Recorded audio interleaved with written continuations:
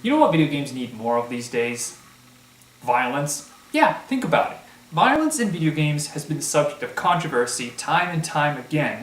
So instead of cutting or censoring the violence, I believe we must make video games more violent to fully explore the various killing methods we can muster as a species. What I'm trying to say is, we should make murdering and violence a legitimate art form, expressed through the medium of video games. That way, snobs and critics would demand more violence in video games.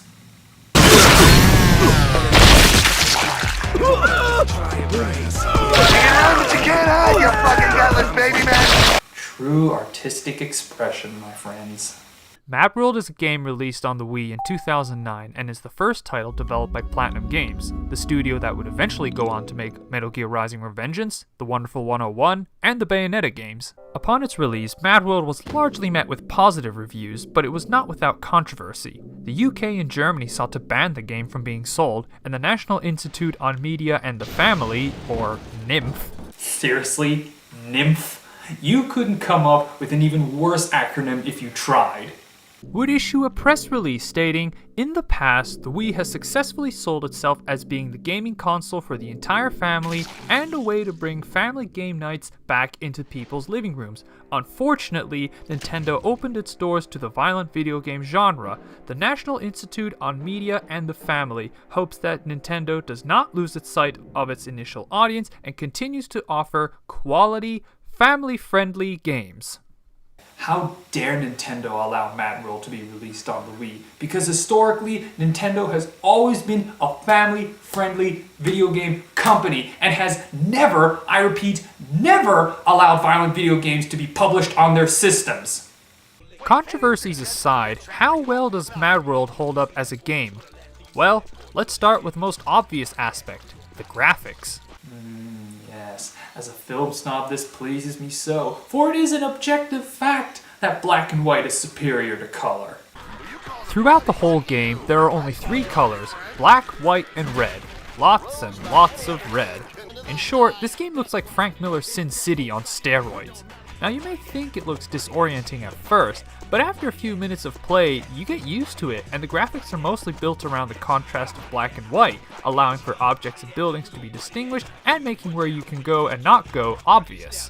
And personally, I really like this visual style. The black and white palette as a stylistic choice is a perfect complement to the over-the-top violence of the game. As you can see, the red blood really stands out, and the ridiculous amount of it that gushes out of enemies is the exclamation mark of each kill you make.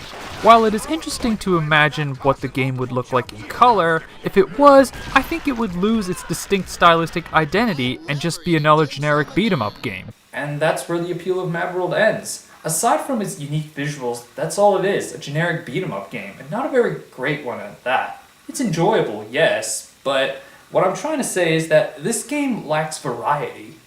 The goal of each level is to reach a certain amount of points in order to fight a boss. The more grotesque the kill, the more points you get. For example, instead of just impaling a guy on a spike, grab a signpost, ram it into their throat, then grab a barrel, smash it over their head, and then impaling them on a spike will get you considerably more points. It's fun for a while, and different levels change the objects around for a bit of variety. However, that doesn't change their effect, and every level will basically offer you the same object. You'll find yourself repeating the same kills throughout the entire game. At its core, this game is very repetitive, and it doesn't help either that all the kills require some sort of motion control to execute. Plus, most of the boss fights boil down to repeated strikes with a chainsaw combined with a bunch of quick-time events. Together with its graphics and controls, this game is just begging to be on a next-gen system. However, each level does offer unique environmental kills. Downtown, for example, has a subway station where you can throw people onto the tracks. Asia Town has a giant vat of cooking oil which turns enemies into tempura. The castle offers a catapult which launches enemies to the moon. And Area 66 has a garbage chute that disintegrates people. On top of that, each level offers a unique bloodbath challenge, an opportunity to rack up a bunch of points in a minigame, presented by our resident pimp. Now all you gotta do is swing a fat bat into some fat ass and launch that motherfucker at the board. We keep score just like we do in darts, so you just worry about hitting it and quitting it, you feel me? And speaking of hitting it, Hey, baby, what you doing? No, I don't. Baby, I got my own bat. I don't need no bat. Hell yeah. You just toss a motherfucker into this here jet engine and accelerate that ass into the danger zone at 30,000 G's. What's going on, baby? Yeah, can't you see? Hey, what you doing? I'm talking to the people. I'm breaking it down. Ah, God, bitch. I'm gonna pimp smack your ass when I get... Shit. I'ma give you a hint, though, cause that's the kind of pimp I is. Take a bottle full of bub, shook up nice and tight, and pop that shit down a G's throat and take aim. Just be careful to aim quick, cause this bad boy's a 3-second man. You know what I'm saying? What's going on, baby? Oh, you want to see who was on the money tonight? All right, folks, she don't talk too much, but she about to take care of all of y'all. Oh, you talking about me? Come on now, baby, you know my ass is always... What? Oh, hell no! Oh, hell no! Fuck!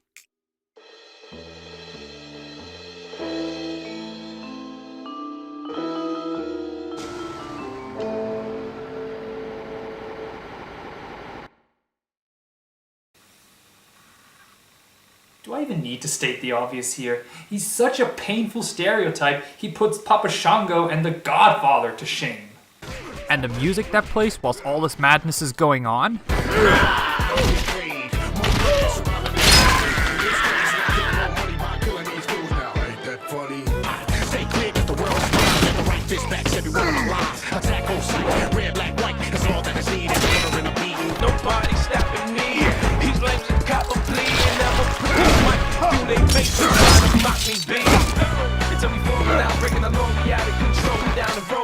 No, you never thought you would be in this hole, and you ain't got a choice, only one way to go, to the heart of it. So get it up and get it started. It's too late to try and turn around, you're already a part of it. I got soldiers looking for you, hunting for you, gunning for you. They got them soldiers, got that taste for some blood and look when you can feel them shake, you can feel them bash, your bones start to break and your heart starts to crash. Will it be your last breath? Will it be your last move? Will it be your last step? Step too close to us, it's gonna make a mess when your chest explodes. Yeah, throw the full moon, make you go crazy. Caught up in the maze, dark and twisted. Let's see who the craziest is. Yeah, throw the full... What can I say? It's fucking awesome! Even though I'm not a big fan of rap music, this, I can safely say, is actually one of my favorite video game soundtracks of all time, and some of it even reminds me of Twisted. And would you believe there's actually a story to this brain-dead mess? MadWorld takes place in Varrigan City, which has been infected with a virus which will kill everyone in 24 hours, and the only way to get the cure is by killing someone and being the last survivor. Meanwhile, the killings are being broadcasted as a game show called Death Watch. You play as Jack Kamen, a former Marine and police officer who enters the game as a rogue contestant and quickly rises to the top by defeating all the ranked competitors, i.e. the bosses of each level. Not only does he have a chainsaw on his arm like Bruce Campbell, but he's got a no-nonsense attitude and zero mercy for his victims. That makes him a certified badass. Of the very generic and unoriginal kind. I mean, don't get me wrong, I don't hate him, but I feel like we've played this character a bunch of times before. There are only so many times you can play as buff badasses with raspy voices before it gets cliched. And speaking of raspy voices... I thought I meant something to you, and now I find out it's just about the money. I feel so dirty. We just want you to enjoy the game. No, call it a sport. Of course, like polo, with chainsaws. Rules. Is there any rule here but kill or be killed? Look, if wasting a few doctors is gonna up my pay, I'm happy to do it. But don't you think your audience would rather see me paint the sidewalks red with someone my own size? If I were you, I'd go find myself a good hole to hide in. What? You're not gonna get me out of here? Sorry, kid. I've got things to take care of. I don't help people. I kill them. I have to admit, the voice work in this game is actually really well done. Yeah, even though the lines may be trying too hard to sound gritty, it's the delivery that saves them from sounding too cheesy. Who voices Jack anyway? Wait, what? Steve Blum? So you're telling me that Jack Kamen is also Spike Spiegel, Vladimir Zadornov, and Grunt? That is freaking awesome. Also quite notable are the two commentators who provide wisecracks throughout Jack's violent rampage. Stick around, buddy. What's that guy's name? I don't know. Well, you called him buddy. Fuck you. Not my fault you don't have any friends. Jack's found the roulette room, where the wheel is crooked, the game is rigged, and the house always wins. And losing here means you're dead. And especially when Jack uses your head as a roulette ball. When those wankers wobble, they're sitting ducks for any shit you want to pull on them. Could you write I huff hobo chode on their foreheads with lipstick? You could, but it wouldn't help you win Death Watch. Those pills are great When you wash them down with a little scotch. I like to wash down my scotch with a little scotch. I like to wash down the scotch that I poured that scotch with a little more scotch. I like scotch. I like scotch. And do they sound familiar? They should. They were voiced by none other than Greg Proops and John DiMaggio. You know, I like a gal who sucks as much as the next guy, but this blood-hungry bitch can give a hickey that'll put you in the morgue. Yeah, I fought her in the Eastern Bloc Games and lost a match. 4 pints of plasma and was declared legally dead for a week. Awesome rack on her, though. Oh, true that. While you're blinded by her headlights, she'll sick a swarm of bastard bats on you to mess up your shit. Plus, the fuckers have fleas. Awesome rack on her, though. True that. Their delivery kind of reminds me of the time when Violent J and Shaggy 2-Dope did commentary over their own matches. Oh, shit! Goldberg's...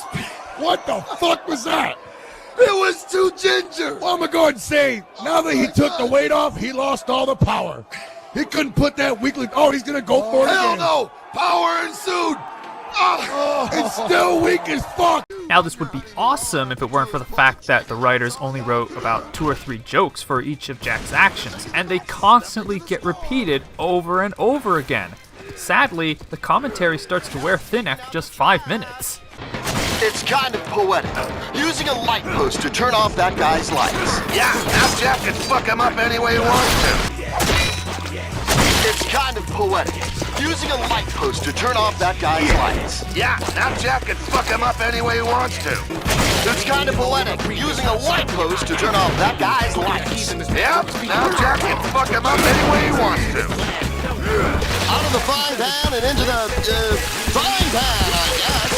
Out of the frying pan and into the frying pan, I guess. Out of the frying pan and into the frying pan, I guess. This Nissan's the most dangerous piece of equipment in the playground of death. Who would take their kids to a bicycle and playground of death, Jack's parents? I mean, what the fuck? These two are some of the funniest guys on the planet, and they couldn't have been given more lines to say, or you couldn't let them go nuts and ad-lib a bunch of stuff? Man, talk about a waste of talent. But despite all that, it's not the worst commentary in the world, and believe me, I know what bad commentary sounds like. But anyways, back to the plot. It turns out that Jack has a secret objective for joining the game, and spoiler alert, I guess. I mean, seriously, it's the plot of a ridiculous arcade beat-em-up. Are people really gonna care that much? You see, Jack is part of a secret group known as the Chasers. No, not these Chasers, but a group of freelance private investigators, and Jack is on a mission to rescue some girl nobody cares about. No, seriously, nobody cares about this girl, because that plot device is only brought up about a third of the way in, and gets dropped almost immediately. Jack's actual mission is exposing the true reasons behind Deathwatch, which is that it was just a bunch of greedy underground millionaires looking to make a bunch of cash while spouting on about some bullshit about society and their need for violence because people are never fully at peace, and how these games date back to the Mesopotamians. You know, the usual stuff. I didn't realize there was gonna be a pop quiz. What's your point? The first Deathwatch games took place 2,000 years ago in Mesopotamia. The Fertile Crescent then, now nothing but rocks and sand. And as it turns out, Jack was the winner of a previous round of Deathwatch, and he is hell-bent on taking back his position as the champ. And who's the current champion, you may ask? Why, it's our favorite stereotype. Funny how he survived all those instances of being killed by his hoe. On top of that, it's revealed that this instance of Deathwatch was a massive secret project by a pharmaceutical company who developed the virus and vaccine and were planning on using the footage gathered from Deathwatch to blackmail other nations. Ah, so that's why you were there. Just had to be in the thick of it, didn't you? Wanted to feel it on your skin. Now, help me, or I'm gonna...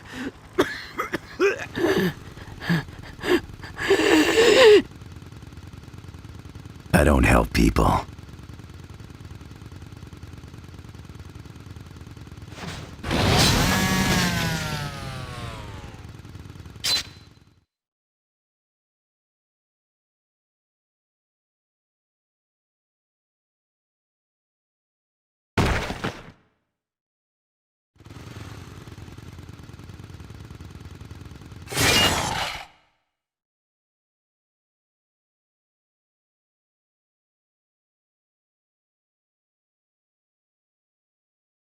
I kill them. Truly a master at his craft. So overall, does MadWorld still hold up today? Honestly, I kind of liked it. Yeah, it's not a great game. It's very repetitive and lacks variety, and the commentary, whilst hilarious, wears thin after just 5 minutes. And throughout the whole game, I was just begging for this game to be on a more powerful console, given its visuals. But if you can look past all that, you'll find that this game is actually quite enjoyable. And it's not a long game either. Yeah, every level is only 30 minutes long, and you can beat it within 6 to 7 hours. But every level is an adrenaline rush of violence, and strangely enough, the motion controls actually sort of add to this experience. Imagine violently shaking the Wiimote whilst executing a fatality, and combined with the music that's playing, this game really gets your blood going. So maybe back then it wasn't worth the price tag, but if you can find this game secondhand for $10, $15, or heck, even $20, or if you can rent it, if that's still a thing, I'd say pick it up and give it a go, because this game is a lot of fun. What the fuck happened to my shirt? And of course the next level has to be on a train, because Resident Evil did it, and much like Resident Evil 0, the boss of this level is a giant bug. I hate bugs. Alrighty, obligatory, this game rips off Resident Evil line, done. Great, this review can proceed as scheduled.